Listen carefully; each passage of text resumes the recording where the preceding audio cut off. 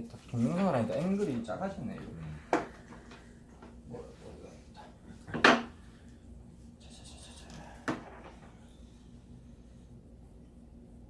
시작해봅시다. 고요할수록 밝아지는 것들. 해민 스님. 먼저 이 책의 가독성과 그다음에 뭐 중요성이라고 하는 가독성은 되게 5점 쉽게 잘 읽혔어. 좋은 책인 것 같아. 누구에게나 다 쉽게 읽히고 오케이. 하지만 내용 자체가 그렇게 가볍지 않은. 중요성이나 나한테 의미도 역시 5점. 별 5점 5점 다 줘. 오케이. 역시 이코고는 해님 스님이라는 얘기가 맞을 정도로 나한테는 되게 참 좋은 책이더라고. 그리고 읽으면서도 영도가 너가 이 고른 이유가 있었잖아. 그치. 영도한테도 참 도움이 되는 책이었을 것 같다라는 생각을 했어. 맞아. 진짜 마음이 힘들 때 혹은 좀 뭐라고 해야 되지, 이 사는 게 의미가 뭔가 싶을 때 또 뭐 친구나 뭐 이런 부분에서 또 곤란함을 겪고 있을 때 그냥 조용하게 읽어보면 좋은 책인 것 같아. 나는 또 단순히 그냥 읽고서 마음에 보통의 어떤 종교나 그런 것들이 그냥 마음의 안식 아니면 그냥 위안, 그냥 어떤 그냥 토닥토닥임을 받는 그런 거라고 생각을 했는데 제가 읽으면서는 뭔가 좀 적극적으로 읽게 되더라고. 단순히 그냥 그렇구나, 마음이 따뜻해진다 해서 끝나는 게 아니라 정말 이렇게 한번 살아봐야지, 이렇게 한번 마음을 써와야지 라는 걸로 되더라고. 그래서 그런 의미에서도 좋았고. 근데 반면 이 책 자체가 내용이 되게 뭐라고 해야 되지? 좀 이미 정리가 좀 돼 있고 핵심적인 것들을 그냥 알기 쉽게 이미 적혀 있기 때문에 그거에 대해서 논하기가 이거 가지고 다르게 해석을 한다거나 덧붙이기가 그렇지. 뭐 다 옳은 말씀이고 다 맞는 얘기인 것 같고. 맞아. 그러니까 컨트로버셜한 뭐 그런 거 없고. 뭐 이 책 하나 머릿속에 담고서 평생 동안 이대로만 살아가는 그러니까. 뭐 성자지 성자. 그러니까. 맞아.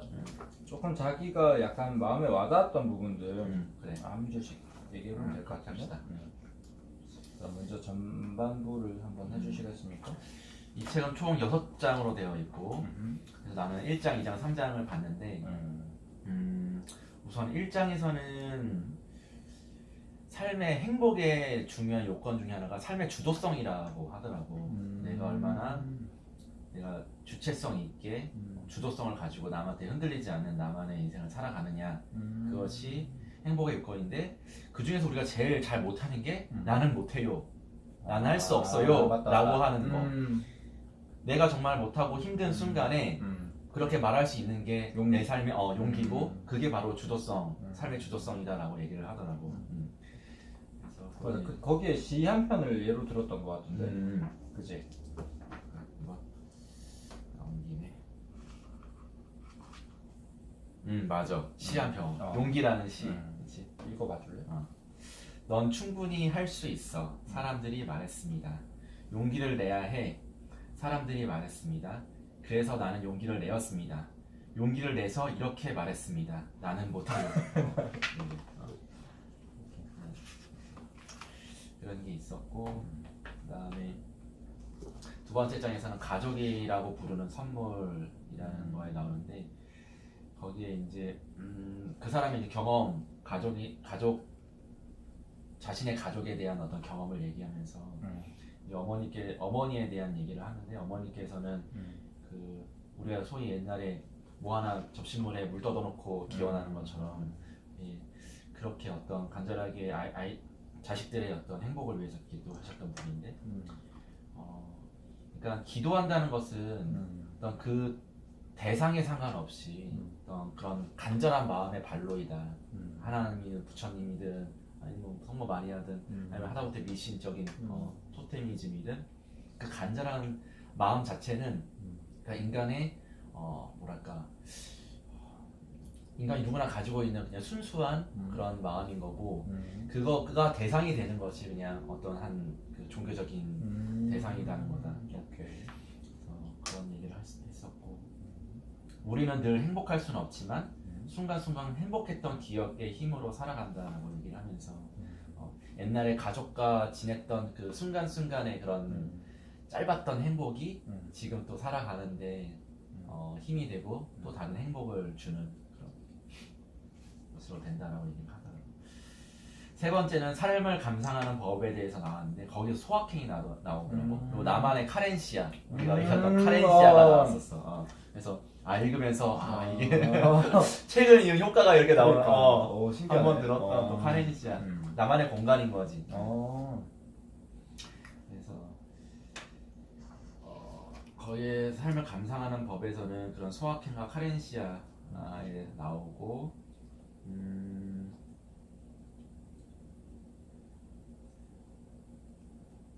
이런 얘기가 있더라고. 행복은 지금 이 순간에 있다는 평범한 진리를 생각하고 현재에 집중하고 지금에 감사하며 마음도 덜 바쁘고 그 과정을 즐길 수 있다. 그러니까 행복이란 건 지금 이 순간에 있다라는 걸 우리가 종종 까먹는데 맞아.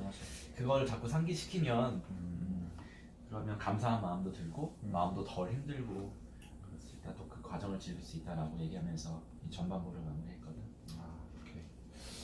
후반부는 4장이 우정의 여러 가지면 그리고 외로움에 관한 생각 6장이 마음을 닦는다는 것. 우정의 여러 가지 면에서 이제 이혜민 스님이 그 오래된 친구를 만나는 얘기가 잠깐 나오는데 맞아. 그런 거 보니까 그 이제 스님이라는 직업 자체가 모든 세속의 인연과 단절되어야 하지만 이 사람이 그 오래된 친구를 만나면서 또 자신을 되게 용기를 주잖아. 혜민 스님에게 너는 예전부터 좀 특별한 부분이 있었고 또 힘들어하는 현재 사람들을 위해서 많이 힘이 돼줬으면 좋겠다. 맞아. 이렇게 편안하게 서로 얘기해줄 수 있는 그런 관계가 있다는 걸 보고 이게 그때 난 네 생각이 좀 났어. 그리고 이번에 좀 힘든 경험을 하면서 내 곁에서 힘이 돼줬던 사람들이 주마등처럼 좀 스쳐가면서 이게 삶이라는 게 누구는 혹자는 공수래 공수거 아니면 독고다이 뭐 이런 얘기들이 있지만 결국은 혼자서 살아가기는 너무 외롭고 버겁고 그런 생각이 좀 들었어. 근데 이게 웃긴 게 그 다음에는 외로움에 대한 얘기가 나오는데 이 외로움이라는 것에 대해서 정의를 했을 때 사람들이 혼자 있는 것이 외롭다라고 정의를 하기 때문이라고 얘기를 하더라고. 근데 이게 좀 웃기잖아. 우정에 누군가와 함께 있는 게 행복하고 가족이 소중하고 그런데 혼자 있는 것이 그거의 반대급부로 혼자 있는 것이 외로운 것이다라는 어떤 생각이 생길 수도 있을 것 같아. 근데 그 혼자 있는 시간 자체도 충분히 그 혼자만으로 할 수 있는 것들이 많고 또 그것에 의미를 부여할 수 있다라는 어떤 긍정적인 해석 이런 게 중요하다라고 많이 강조를 하더라고. 그리고 그 근본적인 외로움의 원인 자체가 나의 어떤 그 생각의 방식 때문이다. 그래서 딱 예를 들어 사람들과 함께 있으면 좀 혼자 있고 싶고 막상 혼자 있으면 어느 순간 이야기를 나눌 누군가와 함께 하고 싶어진다. 그렇다면 우리의 문제는 혼자 있어서나 사람들이 많아서가 아니고 혼자 있으면 혼자 있는 것이 싫고 함께 있으면 또 함께 있는 것이 이내 불편한 앞치락 뒤치락하는 마음의 습관에 있지 않겠냐. 마음의 문제인 거지. 맞아. 그래서 뭐 중간중간에 핸드폰 얘기도 나오고 뭔가 그런 생각이 좀 진짜 혼자 있다고 외롭거나 사람들하고 같이 있다고 외롭지 않은 건 아닌 것 같아. 맞아요. 군중 속에 있어도 외로움을 느끼고 엄청 외로울 수 있지. 맞아. 그 마음의 문제인 거 같아. 거의 최근에 좀 외로웠지? 그렇게 좀 뭔가 팀 안에서의 진짜 외로움과 슬픔과 좌절과 반면 또 감사함이 있었지. 그러니까 이게 좀 그러면서도 허탈하고 이게 만감이 교차한다는 게 내가 조직에서 이런 존재구나 라고 느끼게 되는 게 그 작은 고과 하나 때문에 그렇게 느끼는 순간에 이제 조직이 개편이 되면서 조직도가 딱 나왔는데 와 이건 내가 이 팀에서 필요 없다는 얘기인가? 그런 생각이 그러니까 그런 고가가 없었으면 그런 해석이 없었을 텐데 그렇지. 그런 고가를 받고 이런 조직도를 딱 보니까 아 내가 필요 없다는 얘기인가? 라고 이게 이어지더라고. 이어지는데 이어지고 나서도 내가 할 수 있는 게 없어. 예를 들어 회사를 당장 옮길 수 있는 것도 아니고 그렇지. 나한테 전문성이 있는 것도 아니고 음. 물론 뭐 있을 수는 있겠지. 다운그레이드해서 갈 수도 있고 뭐 여러 가지 방면이 있겠지만 지금보다 더 그렇지. 높은 방향으로 갈 수 그치. 있는 방향이 되게 제한되더라고. 그치. 그 회사 내에서도 아 이런 낙인 같은 취급을 받게 회사가 만들어놨어. 왜냐면 고가가 얼마 이상 안 되면 어떠면은 해외 현장을 나갈 수 없고 뭐 어떤 교육에도 참석할 수 없고 이런 식으로 되더라고. 그러니까 그 사람에 대한 원망과 어떤 분노가 진짜 극도로 높아져. 해결은 할 수 없지만 그 밤에 잠도 못 자. 그렇지. 내가 어떻게 할 수 있는 게 없으니까. 할 수 있는 게 없으니까. 근데 그거를 해석하는 방식이 꼬리에 꼬리를 물고 부정적으로 가는 거야. 내가 뭘 잘못했지? 내가 어느 부분에서 실수했지? 근데 그 와중에 나한테 어떤 용기를 주는 뭐 사람들도 있어. 뭐 파트장 같은 경우는 미안했다. 내가 덜 챙겼어야 되는데 이런 얘기를 해주고 이거는 시스템의 문제지 너의 역량의 문제가 아니다. 이렇게 해주는 사람도 있고. 근데 이게 되게 모순되는 게 뭐냐면은 정확하게 내가 알고 싶은 건 내가 무엇을 못해서 이렇게 됐느냐 그 원인을 알고 싶은 건데 그리고 정확히 만약에 어. 내가 너가 싫어서 그렇게 한 거다라고 그건지 그러니까 그렇지 아무것도 모르겠는 거야. 가지고 막 그거를 모호하게 하면서 해버리니까. 그러니까. 이게 아군도 적군도 믿을 수 없는 상태에 빠지더라고. 맞아. 그래서 만약에 네가 진짜 나는 널 솔직히 너 싫어가지고 그래. 내가 다른 사람 더 이뻐서 널 싫었다 이게 명확하면 그러니까 그럼 나의 실력이나 역량이나 다른 분야에서 의심 안 하잖아. 근데 이건지 저건지 모르게 만들어 놓으니까 돌아버리겠더라고 진짜. 와 사람 미치겠더라 진짜. 완전 미쳐버리겠는데 진짜 그거는 와 이러다 사람 미치는구나 싶더라고. 그리고 이게 뭐 A에서 B가도 아니고 와 그냥 평상시에 고가 이제 진급해서 그냥 너가 깔아줘야 되니까 C도 아니고 그러니까 이유가 없어. 그러니까 그 내가 옮기려고 했던 상무도 이해가 안 되니까 자꾸 이유를 찾으려고 했던 거야. 어쨌든 근데 그래서 그 와중에 긍정적으로 내가 조금 이제 결론에 도달할 수 있었던 방식은 그냥 우리 부문 내에 과장을 진급시키고 싶은 사람이 있는데 그러니까 예를 들어 뭐 대리가 몇십 명이다. 그 중에 TO가 뭐 네다섯 명이다. 그럼 쫙 나래비를 시켜놓고 시키고 싶은 사람들을 세우다 보니 나는 그 숫자 안에 못 들어갔던 거야. 예를 들어 내가 B를 맞았으면 나는 그냥 자력 진출이야. 자력 진급이야. 근데 나를 B를 주면 자기가 진급시키고 싶은 사람 못 시키잖아. 그래서 나를 B를 준 거다가 확률이 제일 난 높은 것 같고 그렇게 되기까지의 원인 중에 하나가 내가 그렇게 의사결정권자에게 좀 정서적으로 친하지 못했구나. 나를 챙겨주고 싶은 만큼 만들지 못했구나. 이런 생각이 좀 들더라고. 네, 그렇게 해석을 하고 뭐 물론 나의 부족한 면이 뭐 여러 가지가 있었겠지만 그건 일단 차지하고 근데 그 다음에 이제 기획팀에서나 뭐 여러 동기나 형이나 그치. 이렇게 나를 지금 좀 최근에 인사 발령이 있기까지 도와준 사람들의 그런 마음들을 느끼니까 또 내가 완전 못한 건 아니구나. 뭐 그런 또 해석이라고 해야 되나 위로가 스스로 되더라고. 근데 그러면서도 결국은 이 4년 반 동안 함께했던 이 팀을 이런 방식으로 떠나게 되는 게 조금 허탈하기도 하고 또 나름은 이게 누군가의 또 예를 들어 운명이 있고 어떤 신이 있다면 또 뜻이 있어서 이렇게 또 신호를 준 걸 수도 있겠다라는 생각도 들고 뭐 좀 결론은 안 났지만 뭐 나름 뭐 생각이 많았던 1, 2주지. 아니 거의 한 3주? 4주? 맞아. 근데 이런 위기에 딱 봉착했을 때 결론적으로 제일 중요한 건 주변에 있는 사람이야. 이게 내가 생각이 닫혀버리고 내가 동굴 속으로 들어가 버리면은 사실은 그거는 해결할 수 있는 방법이 제한되는데 내가 뭔가 해결하고 싶고 그래도 뭔가 나아가고 싶을 때 나를 도와줄 수 있는 건 주변의 사람들. 사람이구나. 사람 중요한 걸 진짜 많이 느꼈지. 진짜 많이 느꼈고.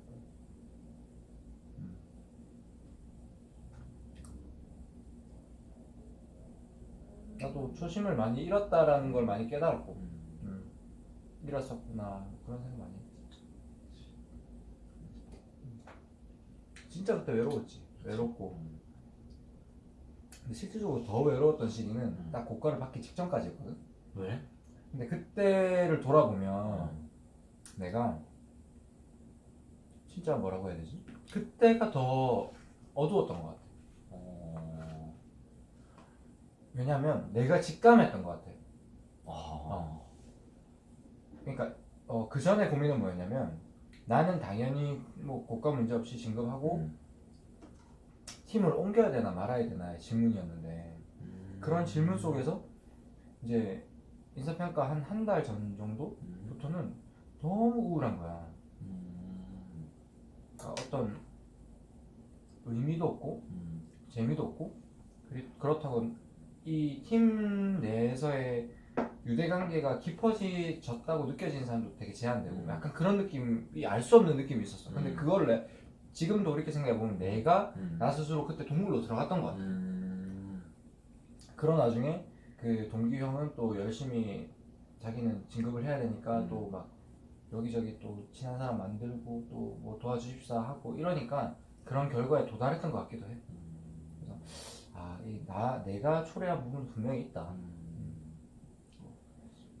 그러니까 누가 봐도 얘는 떠날 것 같다 이런 생각이 들었을 수도 있을 것 같아. 이 팀 떠날 것 같다 그런 생각이 들었을 수도 있을 것 같아. 이유는 잘 모르겠어. 그때 그렇더라고. 이상하게 참 신기하더라. 그러니까 이런 그때는 또 이게 싫었어. 막 고과 때문에 막 사람 인사권자한테 막 친하게 살갑게 하는 그런 사람들을 보는 게 너무 싫었어. 내가 그렇게 하고 싶지도 않았고 그런 아이러니한 상황 속에서 그랬지.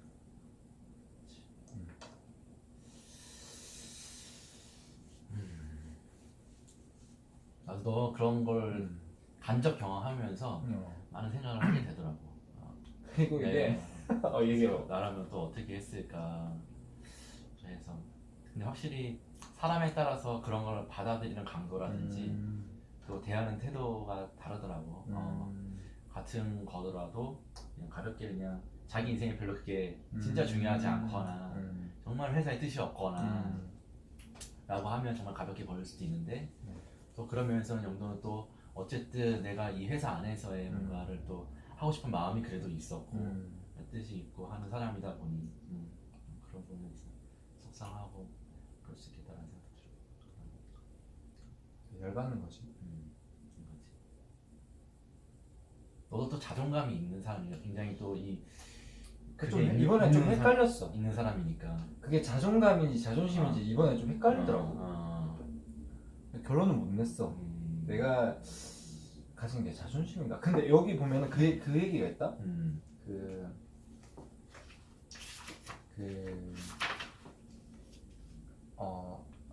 어디였지? 자기가 너무 특별하다고 생각해버리면 외로워진다. 특별하다 생각하면? 그 문구가 있는데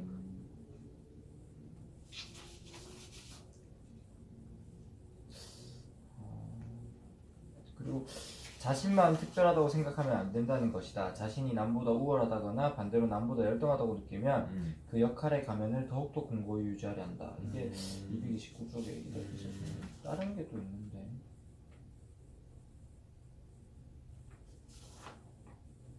어쨌든 그건 뭐 나중에 찾으면 얘기해. 그래.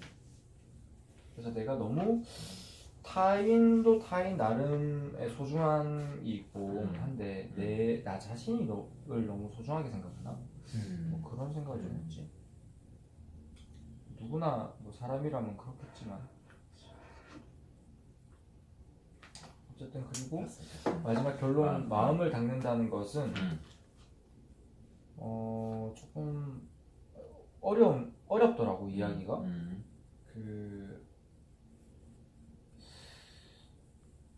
그러니까 우리가 어떤 생각을 하게 되는 것도 그 생각을 하게 할 수 있는 어떤 공간이 있기 때문이다. 그 빈 공간, 텅 빈 공간이 있기 때문인데 우리는 그 생각만을 인식하고 인지하고 그것을 약간 존재하는 것으로만 생각하지 그것을 그 생각이 탄생하게 해준 그 텅 빈 공간에 대한 어떤 중요함을 모르는 것 같다. 그런 얘기를 하는 것 같더라고. 그래서 뭐 물론 맞는 얘기지. 그치. 그래서 그 고요함, 그 텅 빈 공간에 대해서 좀 인지하는 노력이 필요하다. 그리고 여기서 깨달음은 마음의 문이 열려 세상과 내가 서로 연결되고 있다는 것을 생각이 아닌 몸과 가슴으로 느끼는 경험입니다. 남을 기쁘게 하는 일을 하면서 내가 기쁠 때 스스로를 관찰해 보세요. 세상과 분리된 내가 따로 있는지. 이 얘기를 보니까 나 뭐가 생각이 나냐면 그 아직도 가야 할 길에 그 괄호 묶기. 바로 그게 생각나더라고. 그래서 자신의 한계를 확장하는 그게 영적 성장이다. 그렇게 좀 마무리가 됐던 것 같아요. 맞아요.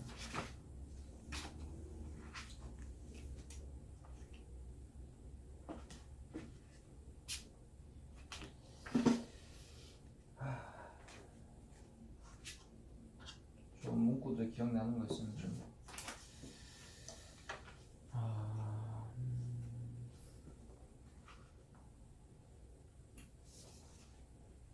뭐 엄청 많이 썼네. 나 좋은 것들을 막 써봤거든. 야 그래도 또 제수씨가 이런 걸 참 이렇게 이해해주고. 좋아하지. 그러니까 되게 좋다. 진짜. 되게 좋은 것 같아. 나 이렇게 49페이지 있는 게 있거든. 나도 적어놨네. 뭐 어떤 걸 써? 일단 적어놨어. 나 이거. 산 아래에서는 정상이 잘 보이지만 막상 산을 오르기 시작하면 나무에 가려 중간에서는 잘 보이지 않습니다. 목표를 세워 앞으로 갈 때에도 한창 노력하고 있을 땐 앞으로 가고 있는지 잘 느껴지지 않아요. 진보가 없다고 느껴질 때 사실 진보가 있습니다. 주저하지 말고 계속 하세요. 자, 그럼 정상에 서기까지는 정상이 보이지 않으면 잘 가고 있는 건지 앞도 잘 안 보이고 하지만 그게 바로 가고 있는 거다라고. 뭔가 위로가 되는 말이네. 누군가 열심히 하고 있는데 그 결과에 대해서 되게 두려움이 느껴진다면 이런 얘기 들으면 좀 위로가 될 것 같아. 열심히 안 하고 있는 사람도 이런 거 보면서 위로받는 거 아니에요? 그렇지. 아무것도 안 하고 있는데 잘 가고 있다라고. 진보가 없다고. 51쪽 봐봐. 51쪽에 딱 30살 나에게 돌아가 해주고 싶은 말이 있어. 우리 30대니까 작은 성공이나 편안함에 안주하지 마. 타인에게서 배울 점을 찾아봐. 사람을 볼 땐 학벌, 집안, 스펙 같은 외형보단 그 사람의 성장 과정, 성격, 유머, 끈기 같은 걸 봐. 자연과 책을 가까이 하고 운동도 꾸준히 하고. 그런 얘기. 나도 젊었을 때부터 항상 그 사람의 외모나 그 사람의 옷 차림새 그런 외형적인 부분으로 그 사람 판단하지 말자라는 게 나의 항상 생각하는 그런 좌우명 같은 인생의 방향이거든. 자꾸 그런 걸로 사람을 지레짐작하게 되고 특히나 다른 사람을 통해서 그 사람의 얘기를 들었을 때 편견을 갖게 되잖아. 그치. 그래서 어쩔 수 없지. 그 다른 사람의 얘기가 그 사람의 전부가 아니라는 것을 계속 분명히 그건 그 사람의 평가였기 때문에 나는 내가 직접 경험해서 그래서 나는 그 사람의 말을 이렇게 옮기는 걸 별로 싫어해. 그러니까 사실은 사람과 얘기를 하면 저 사람이 어떻다 저 사람이 어떻다 이런 게 하나의 대화 주제가 되고 저 사람을 씹고 호박씨 하는 게 어떻게 보면은 재미있는 대화의 주제이긴 한데 가십이지. 가십인데 난 그게 싫더라고. 그러니까 누가 어떠한 사람에 대해서 뭔가를 논하고 하는 게 되게 불편해. 그래서 나는 거의 근데 그 사람한테 하지 말라고는 할 수 없잖아. 그렇지. 그러니까 그냥 거의 들어주는 타입이거든. 근데 나는 그 사람한테 잘 이렇게 험담하는 것 자체가 너무 싫고 내가 모르는 부분에 대해서 근데 내가 정확히 경험했고 내가 느꼈던 부분에 대해서는 얘기는 하지만 근데 그것도 조심스러워. 왜냐면 그 사람이 나의 말로 그 사람을 또 선입견을 가지고 보니까 그냥 참 그렇다고 사람에 대해서 뭔가 얘기를 하지 않을 수는 없으니까 그러니까 할 얘기가 없어. 할 얘기가 없잖아. 엄청 큰 부분이 없어. 뭐 우리는 그냥 우리의 인생에 대해서 얘기하고 주제는 많지만 맞아. 사실 그냥 일반적인 사람하고 조직을 회사 하고, 안에서 조직을 하다 보면. 하다 보면 결국 사람에 대해서 얘기하고 맞아. 그 진짜- 사람을 어떻게 대해야 되고 어떻게 이 일을 헤쳐나가야 되는지에 대한 결국 고민을 하게 돼. 그렇지. 사람에 맞아. 대해서 얘기할 수밖에 없으니까 맞아. 그게 참 딜레마긴. 그래서 그냥 가능한 좋은 점을 얘기하려고 하지. 좋은 점을 얘기하려고 하고 다른 사람의 험담은 다른 사람의 그런 어떤 비판이나 험담을 그냥 들어주고 그게 그냥 나의 자세거든. 그치, 맞아. 나도 항상 그런 원칙을 유지하는데 최근에 조금 많이 나도 흔들렸던 것 같아. 근데 너도 그렇게 할 수 있을지 없을지 모르겠지만 지금 너를 그렇게 했던 음. 평가했던 그분에 대해서 그래도 나는 그 사람에 대해서 이런 건 배웠다라고 밖에 얘기를 해야지 그 사람의 어떤 그런 아쉽고 안 좋고 하는 거는 너 가슴 속에 묻고 왜냐면 그건 다른 사람은 다 알아 이미 다 알고 인정해 주는데 그걸 너가 굳이 그거를 꺼내서 막 그렇게 얘기하기보다는 그럼에도 불구하고 너가 지금 방금 아까 얘기했던 것처럼 그런 걸 통해 가지고 오히려 나는 내 자신에 대해서 다시 한번 돌아보고 그렇게 한번 정말 힘든 과정을 한번 겪어봤다라는 거에 가치가 있다라고 오히려 그런 면에서 오히려 정말 속상하지만 고맙다라고 할 수 있을 정도로까지 그리고 그런 마음이 안 들어도 일부러 그렇게 해야 된다고 생각해. 그래야 자신이 그런 마음이 정말 들고 마음이 성장한다고 생각하지. 그런 건 안 좋은 사람들 다 알거든. 그 상황 속에서 너가 그 사람을 어떻게 누군가 물어볼 수 있잖아. 전 팀에서 어땠어? 그 팀장은 어땠어? 그 상업자는 어땠어? 라고 물어봤을 때 막 욕부터 나오는 것이 아니라 상종 뭐 상종 못할 놈이다 이렇게 가능하면 피해야 된다. 하여튼 그 사람에 대해서 뭐라고 다른 사람한테 얘기를 할지도 한번 고민해봤으면 좋겠어. 아, 좋은 조언이다. 아, 땡큐. 좋은 조언이다.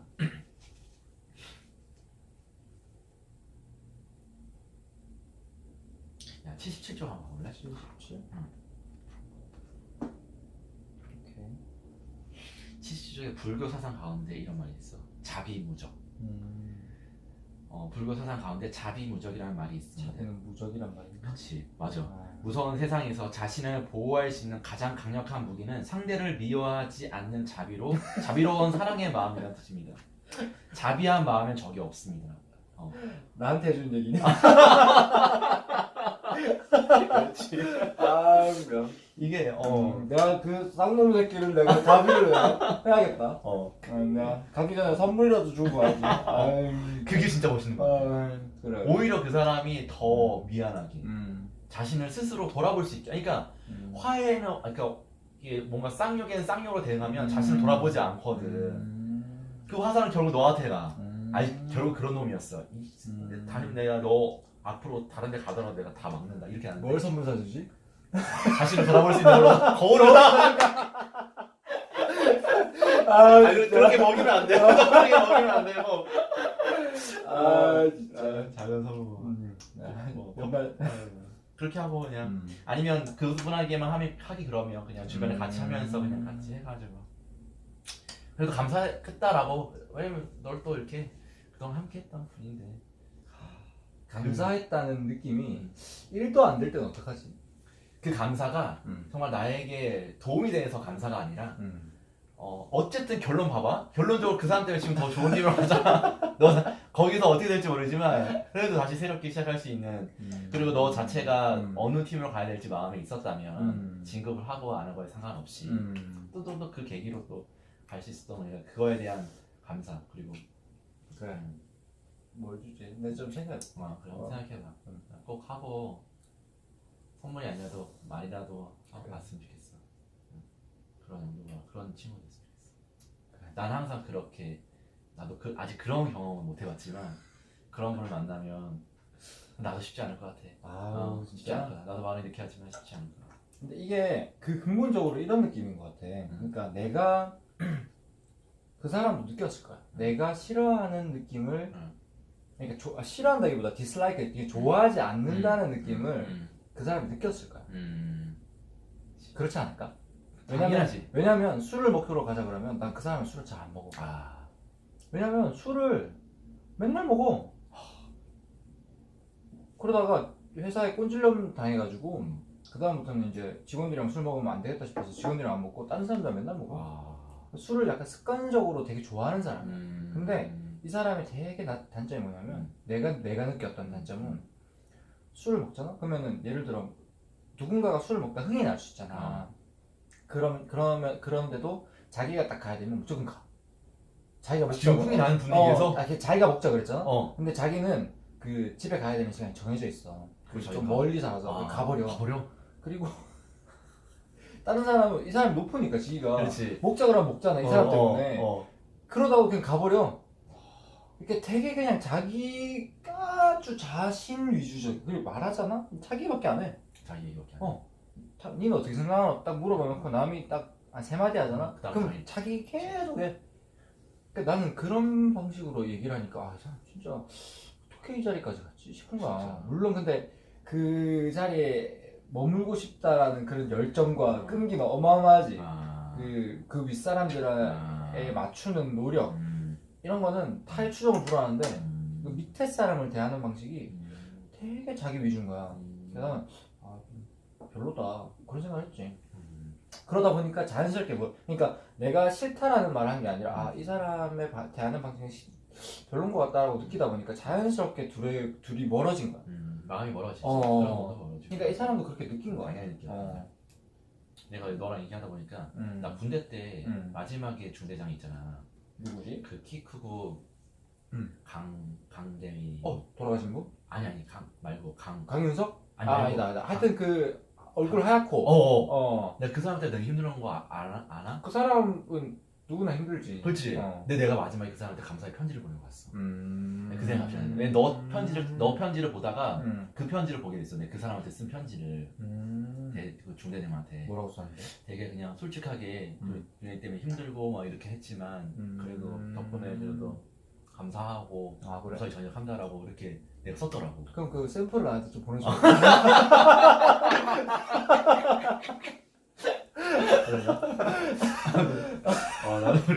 나도 그랬었네. 그리고 나도 뭐 자소서나 이런 데 항상 들어가는 힘들었던 조직 생활에 그게 항상 들어가. 근데 막 하이바를 맞고 있었으니까. 근데 진짜 힘들었던 포인트는 뭐야? 그 사람하고 힘들었던 포인트?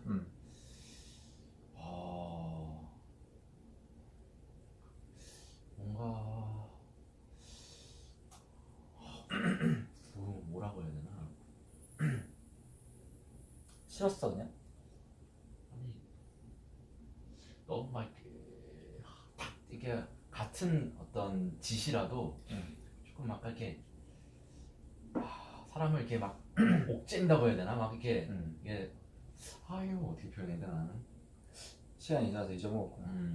느낌만 남아있네. 그냥 맞았던 느낌, 나를 그냥 힘들게 막 다그쳤던 느낌, 그런 건 아닌데 그 이유에 대해서는 나는 그 사람이 어떤 게 기억나냐면 그 사람이 최고 고참이었지. 맞아.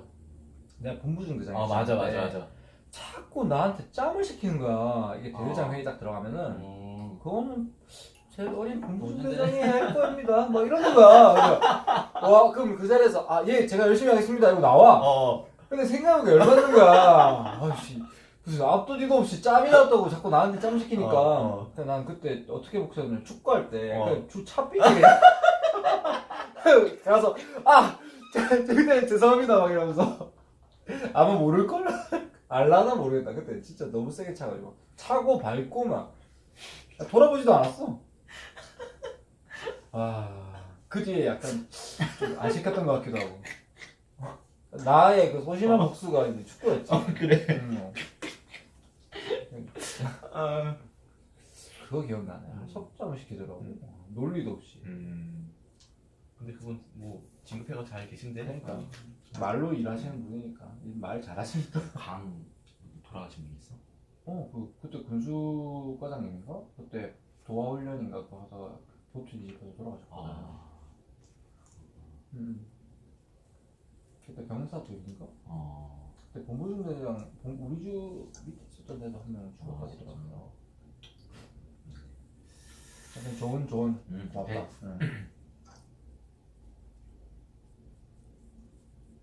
그리고 나 이거 완전 나한테 하니 103 좀 봐봐.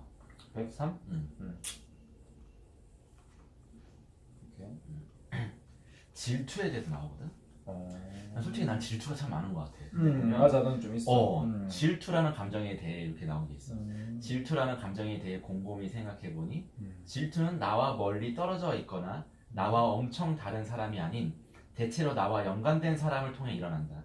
예를 들어 우리는 입사 동기의 승진을 질투하지 나와 인연 없는 빌 게이츠를 질투하지 않는다. 또한 물질적인 것이든 정신적인 것이든 나에게 없는 부분을 내가 아는 그 사람이 가지고 있을 때 질투가 일어난다. 그 감정의 농도가 옅으면 단순한 부러움으로 그치지만 진해질 경우 질투는 분노로 강한 미움으로 심지어 폭력으로 전이된다. 그런데 이런 감정은 상대의 전체가 아닌 일부만을 받기 때문에 일어나는 것일 수 있다. 그 사람이 가진 재산이든 능력이든 외모든 내가 없는 그 일부만을 바라보면 질투가 일어나지만 반대로 그 사람에겐 그것을 지켜내기 위해 받는 남모르는 스트레스나 괴로움이 있을 수 있다. 즉 내가 없는 그 부분만을 바라보면 나보다 더 행복하고 더 잘난 존재일 것 같지만 실제로 그 사람의 전체를 바라보면 나와는 다른 양상의 고뇌와 불안이 있지 내가 상상한 것처럼 마냥 행복한 존재는 아니라는 것이다. 내가 만든 대상을 질투하는 거구나. 그렇지. 그래서 이 얘기를 들으니까 그렇구나. 전체관으로 보면 참 누구나 괴로움이 있고 내가 부러워하는 그 대상도 또 나의 어떤 부분을 부러워하는 부분이 분명 있을 텐데 뭘까? 있을 거 있지. 참 그런 한 부분만을 보면서 내가 질투했다는 거. 그래서 만약에 그 질투가 말했던 아까 뭐 분노나 그런 걸로 가지 않고 내가 저 사람의 저런 부분을 정말 담고 싶다. 내가 한번 따라가 봐야지라고 하는 긍정적인 마음으로 그렇게 바뀌면 좋겠다는 생각했어. 그게 하나의 어떤 뭐 동기부여가 되면 좋겠지.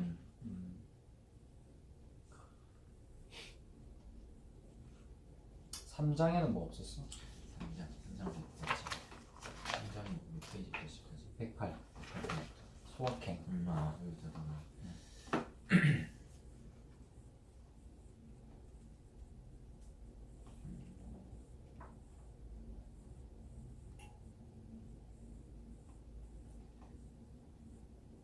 이거 136좀 봐볼래? 136쪽.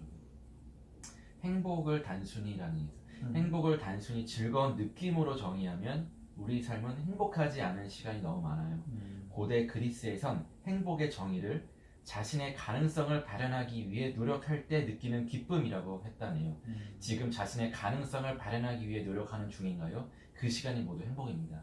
그러니까 우리가 행복이라는 건 정의를 즐겁다, 신난다 라는 그 느낌으로 해버리면 맞아.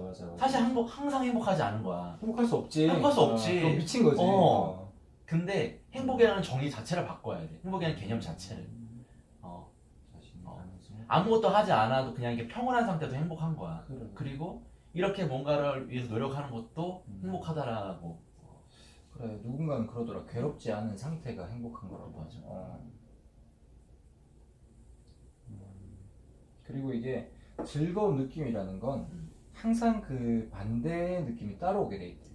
그게 감정이라는 게 그렇게 설계가 되기 때문에 하여튼 항상 그렇지 않아. 우리가 즐거우면 그 반대급부로 뭔가 외롭고 공허한 순간이 찾아오지. 필연적으로 찾아와. 정말 왜냐면은 그만큼 즐거웠기 때문에 그 이후에 그런 것들이 뭔가 이건 너무 조용한데? 그런 생각이 들게 되더라고. 그러니까 그 반대도 마찬가지인 거야. 엄청 힘들면 당연히 그 다음은 즐거움, 행복이 찾아오는 거야. 그러니까 거기에 절망이 계속 gat혀 있을 필요가 없다. 당연히 즐거움이 있는 다음에 어려움이 나오면 당연히 어려운 다음에 당연히 행복이 나와. 맞아. 밤이 있으면 낮이 있고 낮이 있으면 밤이 나오죠. 근데 우리가 추구해야 될 거는 이렇게 계속 평온한 상태여야 되는 건가? 그건 너무 재미없지 않나? 평온할 수가 없으니까. 아, 그러니까 우리는 그걸 추구하지만 어. 평온할 수 없지. 인생 자체가 어... 가만히 있는다. 만약에 내가 어. 사회생활도 안 하고 가만히 있는다고 평온하냐? 어. 절대 그럴 수 없고 어떤 걸 하더라도 하다못해 이승